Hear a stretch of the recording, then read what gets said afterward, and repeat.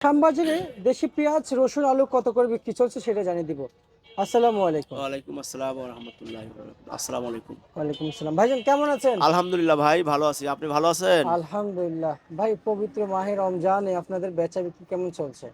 আছে মোটামুটি আলহামদুলিল্লাহ। আচ্ছা।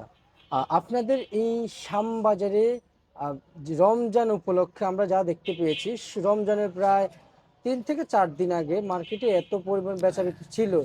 পেঁয়াজও আমদামি ছিল। সবাই বলেছে আমদামি অনুযায়ী বাজার থাকার কথা ছিল ২০ টাকা। সে বাজার চলে গেছে ৫৫ টাকা। তাই না? আর এখন আবার বাজারে পেঁয়াজ আছে কিন্তু দাম নেই। দাম নাই। মূলত কারণ ভাই বেচা বিক্রি কম এখন। আপনি রমজান মাসের আগে প্রচুর বেচা কেনা ছিল ভাই। আচ্ছা। আপনি এমনও দিন ছিল আপনার ১০০ গাড়ি ঢুকলে ১০০ গাড়ি বিক্রি হয়ে গেছে। বাইরে থেকে কাস্টমার আসছে। আপনার ঢাকার বাইরে কাস্টমারগুলো ঢুকছে বেশি। কিন্তু এখন ঢাকার বাইরে কোনো কাস্টমার নাই। এই আপনার আশেপাশে কাস্টমার ২ বস্তা ১ বস্তা এই কাস্টমার শুধু আছে। শ্যামবাজারে মাল আছে কিন্তু মানে ক্রেতা নাই। আপনার এই সাব্বির বাণিজ্যালয়তে আজকে কি পরিমাণ পেঁয়াজ আমদানি হয়েছে? আজকে ১০০ বস্তার মতো নামছে।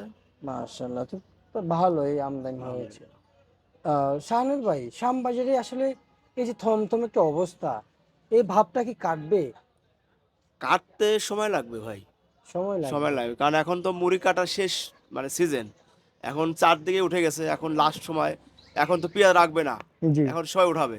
আচ্ছা, এটা আচ্ছা। শেষ হয়ে গেলেই বাজারটা আবার আপনার নিয়ন্ত্রণে আসবে। আচ্ছা, শাহানুর ভাই, এই শ্যামবাজারে আমরা যা দেখতে পাই, যেমন শ্যামবাজার, হুম। যাত্রাবাড়ি, কাওরন বাজার, রায়ের বাজার, গাজীপুর, গাউসিয়া, হ্যাঁ, আরো হ্যাঁ। বিভিন্ন জায়গায় পেঁয়াজ মার্কেট আছে, কিন্তু শ্যামবাজারের সাথে মিলে না। সব জায়গায় ২ টাকা ৩ টাকা বেশি, শ্যামবাজার ২ টাকা ৩ টাকা কম। শ্যামবাজারে আপনার চাষির মালটা থাকে বেশি সবসময়। আচ্ছা, আচ্ছা। চাষির মাল। যার কারণে আপনার চাষির মাল তো এমনিতেই রেট কম। আর অন্যান্য জায়গায় আপনার চাষির মাল নাই। ব্যাপারী মাল বেশি। সবকিছু ব্যাপারী। আচ্ছা। যার কারণে ওইখানে বাজারটা বেশি থাকে। না, হালি পেঁয়াজের সিজনে এমনটাই দেখতে পাই। আলি পেঁয়াজ সময় তো সব থাকে। আলি পেঁয়াজ তো বাজার প্রায় সেম থাকে। দেখতে পাই না তো, কিন্তু ওই ৳১ কম বেশি হতে পারে এরকম। আমি যাত্রাবাড়ি ২ টাকা বেশি দেখতে পাই। কারণ যাত্রাবাড়িতে বাজার, এখান থেকে কিনে নিয়ে বিক্রি করে। যে কারণ বাজার ২ টাকা ৩ টাকা। কারণ বাজারের কাস্টমার অধিকাংশই শ্যামবাজার থেকে কিনে নিয়ে বিক্রি করে এখানে ঢালাই। তাই? আচ্ছা, আচ্ছা, আচ্ছা, বুঝতে পারছি।